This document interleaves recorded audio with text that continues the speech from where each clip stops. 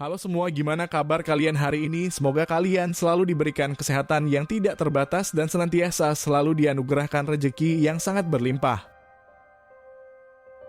Pada kesempatan kali ini saya akan menceritakan sebuah kisah yang sangat memprihatinkan, di mana kejadian ini terjadi di salah satu pusat hiburan malam di daerah Jakarta.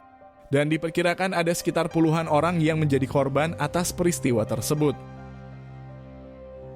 Beberapa orang yang bernasib buruk itu ditemukan dalam keadaan yang sudah tidak sempurna. Mereka semua berada pada kondisi yang telah rata dengan hamparan kayu ataupun besi.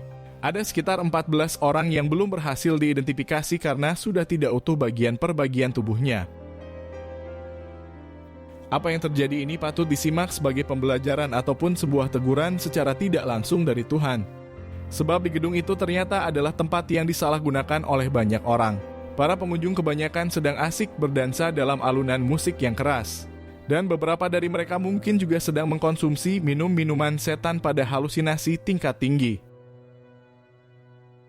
Hingga tibalah sebuah musibah yang datangnya tidak terduga, di mana kobaran si jago merah melahap seisi gedung dalam sekejap mata. Manusia yang menginginkan pesta malah tidak berdaya pada petaka yang tidak pernah terbayangkan sebelumnya.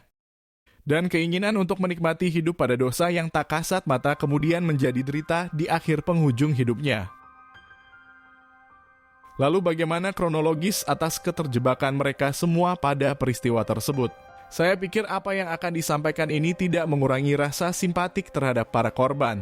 Sebab kehidupan yang bersifat sementara ini adalah sebuah pembelajaran yang tidak ada ujungnya.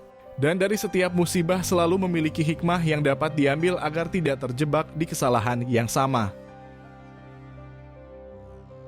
Di sini saya akan menceritakan kisah dari salah satu korban yang bernama Oshima Yukari dan berusia sekitar 30 tahun. Dia berasal dari desa Bangunsari di Kecamatan Patebon di Kabupaten Kendal di Provinsi Jawa Tengah. Diketahui bahwa Oshima Yukari ternyata pernah bekerja di beberapa maskapai penerbangan ternama di Indonesia. Kurang lebih dia sudah mendedikasikan hidupnya di pesawat sekitar 10 tahun. Dan 1 tahun terakhir ini dia berstatus sebagai karyawan di maskapai Bluebird Airlines. Pada penuturan yang disampaikan oleh pihak keluarga, di sana mereka mengungkapkan bahwa sosok dari gadis 30 tahun itu memiliki kepribadian yang sangat periang. Dia orangnya mudah bergaul dan selama ini tidak pernah mengeluh mengenai kondisi hidup yang dijalani. Hal senada juga diceritakan oleh teman terdekatnya, di mana dia mengatakan bahwa Oshima Yukira adalah sosok sahabat yang selalu peduli dengan orang-orang terdekatnya. Dia tidak pernah terlibat permusuhan dengan siapapun sebab sikapnya selalu ramah serta sopan. Selama kurang lebih 10 tahun ini, Oshima Yukari ternyata menetap di sebuah apartemen yang tidak jauh dari Bandara Soekarno-Hatta. Dia bersama dengan belasan pramugari lain menetap di sana. Tempat itu memang terbilang sangat strategis di pusat kota hingga banyak fasilitas pendukung yang membuat nyaman. Akan tetapi sisi buruknya adalah kehidupan yang dijalani oleh Oshima Yukari bergerak pada pergaulan yang tidak terbatas. Di kota besar ini banyak sekali tempat yang bisa dikunjungi untuk melepaskan penat sehabis bekerja. Dalam salah satu video yang pernah diposting oleh Oshima di salah satu akun media sosialnya, di sana terlihat bahwa si pramugari itu sedang mengunjungi pusat hiburan malam. Dia berjoget serta berdansa pada iringan musik disco yang menggetarkan jiwa. Hingga kemungkinan juga sambil meminum minuman setan dan semacam lainnya. Apa yang terjadi ini sebenarnya adalah hal yang wajar di kalangan mereka. Ibu kota tentu menjadi tempat banyaknya diskotik dan pergaulan semacam itu dirasa sangat lumrah. Hingga tidak sedikit orang-orang yang berasal dari desa terjebak di lingkungan tersebut, mereka bermaksud untuk memperluas pertemanan namun malah tersesat di lingkaran setan. Banyak dari mereka yang mungkin tidak menyadarinya karena terpengaruh di kerasnya kota pada pertemanan yang tidak terkontrol. Menurut keterangan yang saya dapatkan, pada sekitar bulan Desember yang lalu Oshima Yukari sempat pulang ke Jawa Tengah. Di sana dia bertemu dengan keluarga besarnya pada salah satu acara yang diadakan oleh pemerintah daerah. Di momen tersebut sang ayah tercinta akhirnya bisa melepas rindu dengan putrinya. Mereka disinyalir sudah tidak bertatap muka selama berbulan-bulan lamanya. Perbedaan jarak menjadi penghalang dan kehidupan yang sudah berbeda dari Oshima Yukari kemungkinan menjadi penyebab yang utama. Akan tetapi gadis itu ternyata tidak singgah dalam waktu yang lama di rumah sang ayah. Sebab keesokan harinya dia langsung pergi lagi ke Jakarta.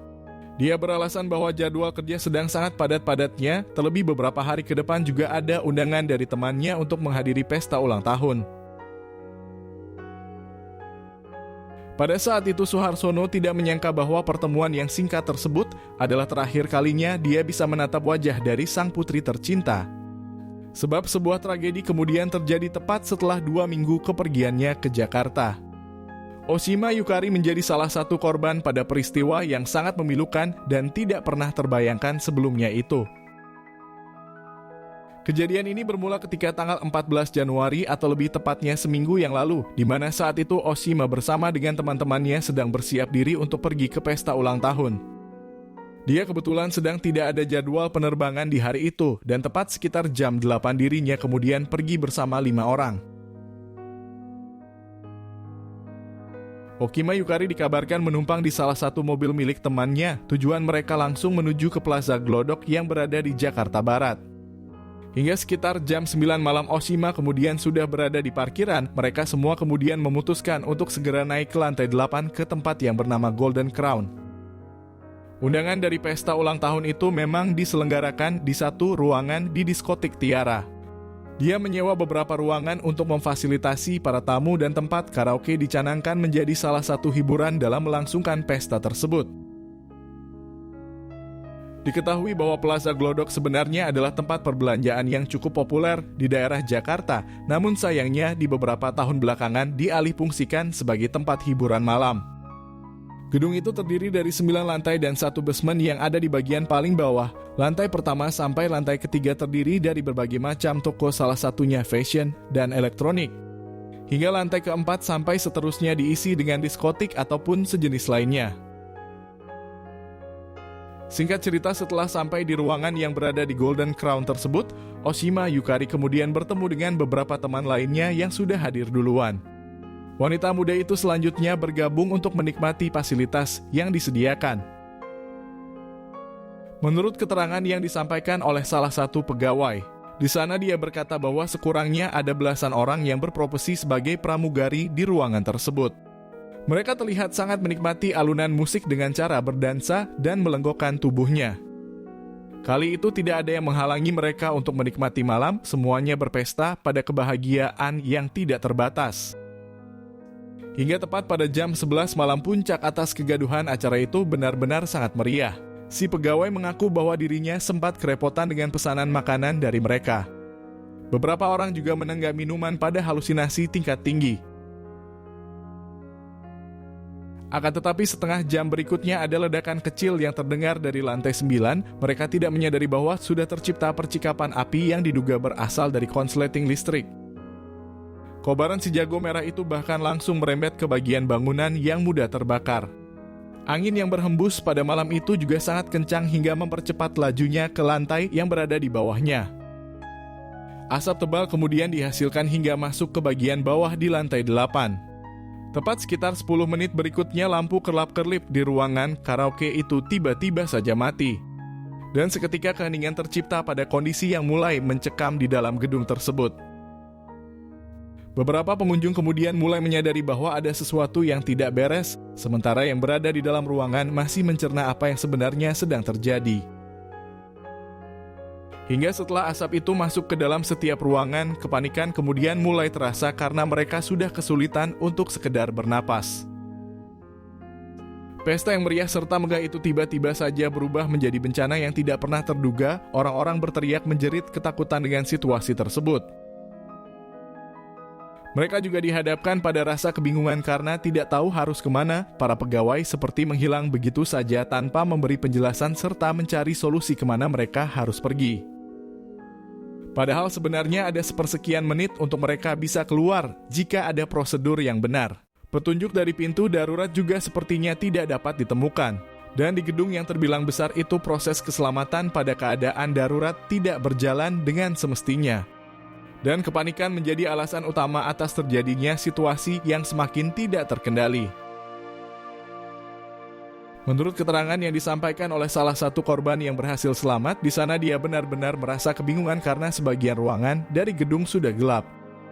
Semua orang berteriak dengan sangat keras untuk meminta pertolongan, mereka bahkan berlarian tidak tahu arah untuk menyelamatkan dirinya masing-masing. Sementara itu dari jarak sekitar 20 meter dia melihat segerombolan pramugari yang memilih untuk masuk ke dalam sebuah toilet. Dari jarak itu dia melihat Oshima Yukari bersama dengan Sufiana Bella ikut di rombongan tersebut. Seingatnya ada sekitar 5 orang yang diperkirakan masuk dan memilih untuk bersembunyi di dalam. Ruangan toilet itu berada persis di tengah-tengah di lantai 8 di gedung tersebut. Kemungkinan besar mereka semua berpikiran bahwa berada di dalam toilet adalah pilihan terbaik pada situasi ini. Mereka mungkin beranggapan bahwa tidak ada tempat yang aman selain berada dekat dengan ketersediaan air yang berlimpah.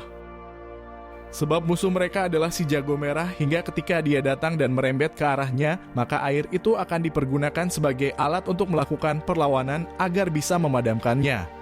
Akan tetapi si korban selamat yang bernama samaran AB itu tetap memutuskan melangkah maju. Dia lebih baik mengambil resiko untuk berjalan berhadapan dengan si jago merah ketimbang bersembunyi. Sebab dirinya tidak tahu kekuatan ruangan itu apakah akan runtuh nantinya. AB juga sempat mengajak salah satu korban, namun dia menolak karena merasa takut sebab kobaran api memang sudah terlihat menjalar ke bagian lantai 8. Keputusan AB untuk keluar adalah pilihan yang tidak mudah di kondisi yang gelap. Namun dia berkeyakinan bahwa jika ada peristiwa yang seperti ini, maka sebaik-baiknya adalah berusaha untuk pergi. Dia tidak mengetahui seberapa besar api itu dan kekuatan dari pondasi gedung tersebut. Di momen ini AB kemudian terus berlari sambil berkejaran dengan api yang sudah semakin mendekat. Dia bahkan mendengar dentuman yang keras dan menduga bahwa itu adalah bangunan yang sudah roboh. AB mengaku bahwa di dalam pikirannya merasa sangat ketakutan, kulitnya juga sudah terkena percikan panas yang benar-benar sangat menyengat, namun keinginannya tetap bulat agar bisa menyelamatkan diri. Hingga setelah berkelok dan sempat menabrak beberapa barang yang berada di sana, AB akhirnya bisa bernapas lega karena ada 3 orang yang kemudian memberinya pertolongan. Mereka membantunya dan menariknya untuk bisa keluar dari sana. Pramugari yang berusia 27 tahun itu merasa sangat bersyukur bisa melewati musibah tersebut. Dia tidak menyangka bahwa kejadian ini hampir merenggut nyawanya dengan seketika. Singkat cerita, beberapa petugas pemadam kemudian sudah berdatangan dan mulai menyiramkan air ke lantai atas. Di sana dia juga melihat banyak warga yang ikut bergotong royong untuk membantu, dan AB hanya bisa pasrah atas beberapa temannya yang masih terjebak di sana. Menurut keterangan yang saya dapatkan, ada sekitar 250 petugas serta 40 unit mobil pemadam kebakaran dikerahkan ke Plaza Glodok. Semua personil berjibaku untuk menyelamatkan para korban yang masih ada di dalam. Mereka juga mengaku sangat kesulitan karena letak si jago merah yang berada di lantai atas. Alat-alat tidak terlalu mampu menjangkaunya dan beberapa personil terpaksa harus masuk untuk memudahkan mendistribusikan air ke sana. Sekitar 4 jam berikutnya, kobaran si jago merah itu berhasil dipadamkan secara keseluruhan. Para petugas kemudian bergerak masuk ke lantai 8 yang diduga terdapat banyak korban. Namun sayangnya runtuhan dari bangunan lantai 9 membuat mereka kesulitan untuk melakukan pencarian. Hingga beberapa korban kemudian ditemukan dalam keadaan yang sudah sangat mengkhawatirkan. Mereka tidak dapat dikenali karena sudah berbentuk gosong dengan sedemikian rupa. Kepala Dinas Pemadam Kebakaran dan Penyelamatan yang bernama Bapak Satriadi mengungkapkan bahwa ada sekitar 14 orang yang belum berhasil ditemukan, sementara ada 8 korban yang belum diidentifikasi karena terkendala kondisinya. Bapak Satriadi menjelaskan bahwa akses evakuasi dari lantai 1 hingga lantai 7 masih dapat dilalui oleh petugas. Namun memasuki lantai 8, tim penyelamat menghadapi kendala akibat banyaknya reruntuhan yang menghambat pencarian korban. Namun pihaknya masih belum menghentikan evakuasi dan berharap seluruh lapisan masyarakat mendoakan yang terbaik untuk para korban, termasuk 6 orang pramugari yang masih terjebak di sana. Sebuah realita atas peristiwa yang terjadi dengan begitu tidak terduga, orang-orang yang berada di dalam juga pastinya tidak menyangka. Akan tetapi semoga dari sini kita semua bisa mengambil banyak pelajaran yang terkandung di dalamnya, agar senantiasa kejadian serupa tidak akan terulang di hidup kita maupun keluarga terdekat kita.